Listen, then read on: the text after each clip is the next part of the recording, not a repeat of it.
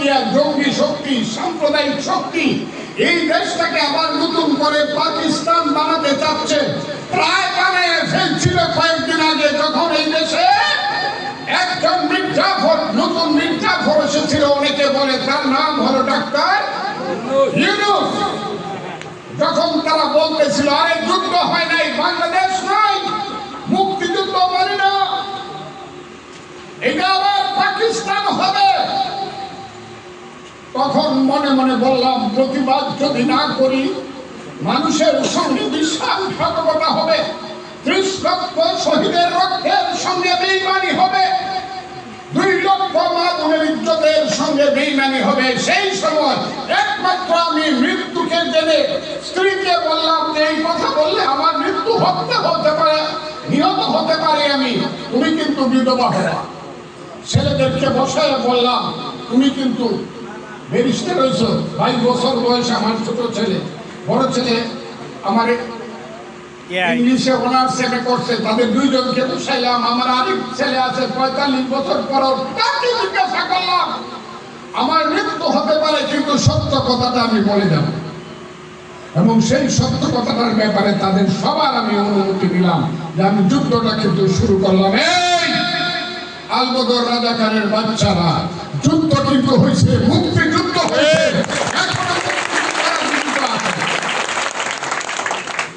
এই কথাটা বলার পরে আমার বাসায় আক্রমণ হলো, মনে করলে করি নাই বাঁধব মগ্ন। আমি বুটা, আমার স্ত্রী আমাকে বুক থেকে তোলাই, তোমার বাসা আক্রমণ হয়ে গেছে। আমি এবং সে যে কোন সময় 999 ফোন করছে আমি এটাও জানি না। আমি যে দাঁড়াইলাম তো মৃত্যু তো অবধারিত, কিন্তু আল্লাহ কত মেহেরবান, 10 মিনিটের মধ্যে পুলিশ আসে, 10 মিনিট। আমি আজকে পুলিশকে ধন্যবাদ দিই, 15 মিনিটের মধ্যে মিলিটারি আসছে 10টা। ফজলুর রহমানকে মারবি তারা, ফজলুর রহমানকে মারলে তোদেরকে রাখবো না।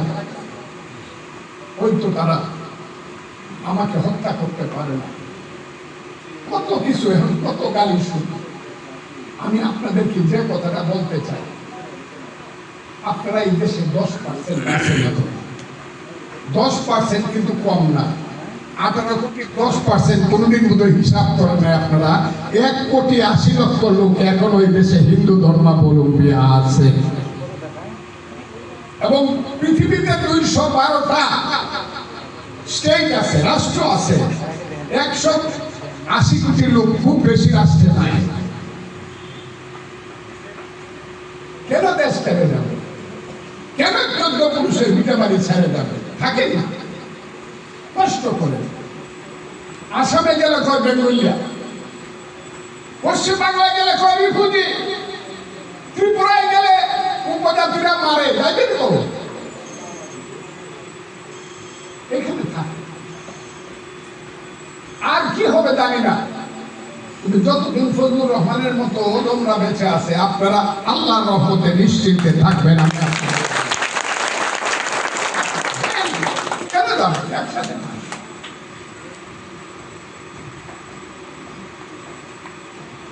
এই যে বললেই করবো আমি কাফি,